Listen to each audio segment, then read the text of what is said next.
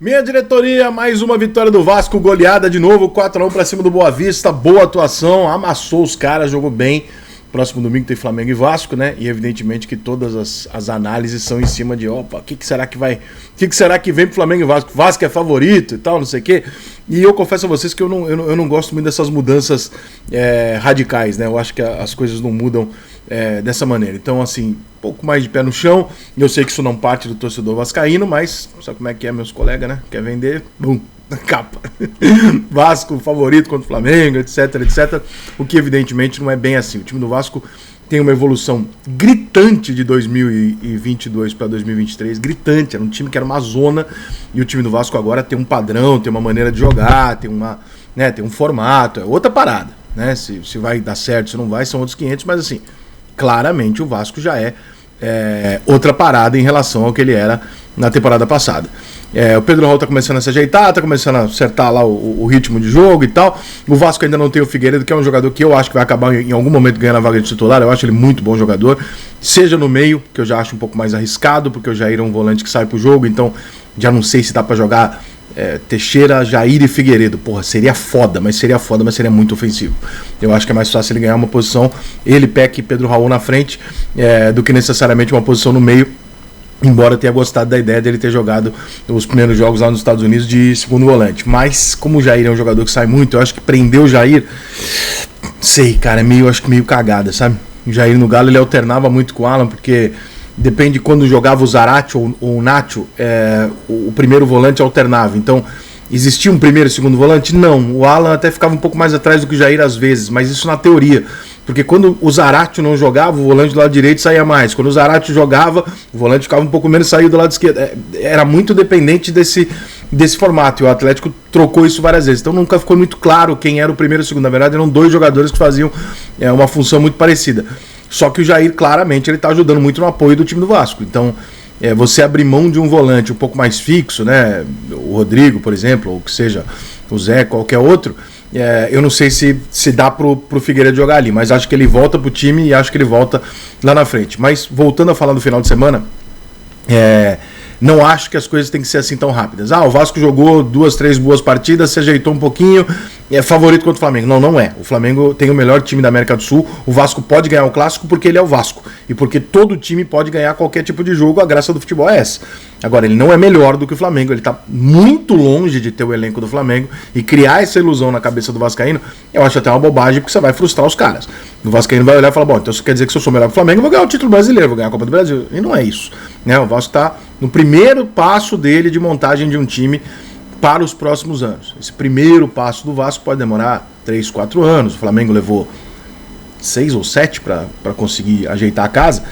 Claro que não teve uma injeção financeira como o Vasco está tendo, pode ser que seja mais curto, mas assim, menos de 2, 3 anos, você imaginar que o Vasco vai estar disputando Libertadores, o caralho, é um grande de um delírio. Então, cuidado com o caça-clique aí nos devaneios jornalísticos de o Vasco ganhou 2 jogos aí do trem e do Boa Vista, favorito contra o Flamengo. Não é. Não é, o favorito é o Flamengo. O Vasco pode fazer frente ao Flamengo sempre, até com o time de juniores, simplesmente porque nós estamos falando do Flamengo e Vasco, são camisas que se equilibram. Tem o fator clássico que é muito importante no futebol, embora algumas pessoas não considerem tanto assim. Para mim é bizarro o que acontece num clássico, né? Os times se olham diferente, tem toda aquela animosidade, aquele empurra desde o primeiro lance e tal, e isso muda completamente a característica do jogo. 1-0 para qualquer lado desestabiliza. Então, assim, sempre o Vasco vai poder bater o Flamengo e vice-versa.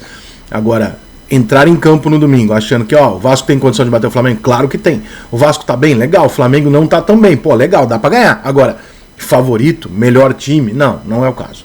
Então não vamos criar essas expectativas exageradas para que as frustrações não sejam do mesmo tamanho durante a temporada. Acho que o Vasco ainda contrata mais 1 ou 2 jogadores aí, talvez, para o time titular. Fico satisfeito de ver o Alex Teixeira se encaixando. O Alex Teixeira não foi bem no ano passado, não conseguiu voltar bem. É absolutamente natural que o Nenê perca o lugar no time, porque o Nenê está de saída, e mesmo tendo feito um golaço, entrando de vez em quando e fazendo a parte dele porque ele é um craque, o Nenê é um jogador que está deixando o futebol, está deixando o Vasco. Então ele não pode fazer parte do planejamento base do time pro resto da temporada. Eu já disse isso lá nos amistosos dos Estados Unidos, eu falei isso. Eu falei, cara, o Nenê não tem que ser titular. Mas o Nenê não tem que ser titular. Por quê? Porque ele está saindo do time, ele está se aposentando. Então, se ele está se aposentando, você não pode montar um time em cima dele. Tem que montar um time onde ele participa de vez em quando, mas ele não está ali. Né? Por quê? Porque vai chegar no Brasileiro, você vai ter um choque de mudança. Tem a chegada, a volta do Andrei, que deve jogar do lado do Jair durante esse momento, mas o Andrei também é uma minissérie de curta temporada, né? Ele vai ficar ali até o começo do Campeonato Brasileiro, ainda tem uma porrada de jogo de seleção sub-20, que ele deve ser chamado, isso se ele não for chamado para a seleção principal, tá? Então não se assuste, porque nós vamos ter um treinador da seleção principal nos primeiros amistosos, que é provavelmente o Ramon, que é o treinador da seleção sub-20 interinamente. Então se tem alguém que gosta do Andrei, é o Ramon. Então a possibilidade do Ramon levar o Andrei para a seleção principal, ela existe, tá?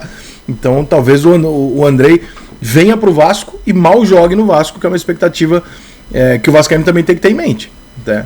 Tem várias situações de convocação extra, que além da sub-20, que já são várias, e se o Andrei for convocado na maior parte delas, o Vasco vai ter problemas, e provavelmente o Chelsea não vai falar assim, não, pode ficar no Vasco, ele vai falar, manda para a seleção que eu quero que o moleque apareça e seja testado na seleção. O Vasco talvez não tenha poder de veto em cima disso. E além disso, tem as questões da seleção principal, que se eventualmente ele for convocado, são pelo menos aí, sei lá, imagino que até meio do ano sejam 4 ou 6 jogos da seleção brasileira de amistosos que o Andrei desfalcaria. Se isso acontecer, o Andrei vai jogar 7, 8 partidas no Vasco, no máximo. Então, não é um jogador também que dá para construir em cima dele. Quando eu falo do volante, do Jair, do Figueiredo e tal, eu não estou esquecendo do André, eu só estou colocando ele no mesmo listinha do Nenê. São 2 jogadores que vão sair. Se vão sair, você não pode construir uma temporada, né, a principal momento da temporada, que é o segundo semestre, em cima de jogadores que não vão estar ali. Então o André vai ser, provavelmente, volta, titular absoluto e tal, mas não é o jogador que vai ficar no Vasco até o final do ano. Então o Vasco já tem que buscar essa peça. Se eu fosse dirigente do Vasco, quem que você estaria contratando? Eu estaria contratando talvez um primeiro volante para dar liberdade para o Jair, para entender que o Teixeira não vai voltar do jeito que ele voltava quando ele tinha 17, 18 anos.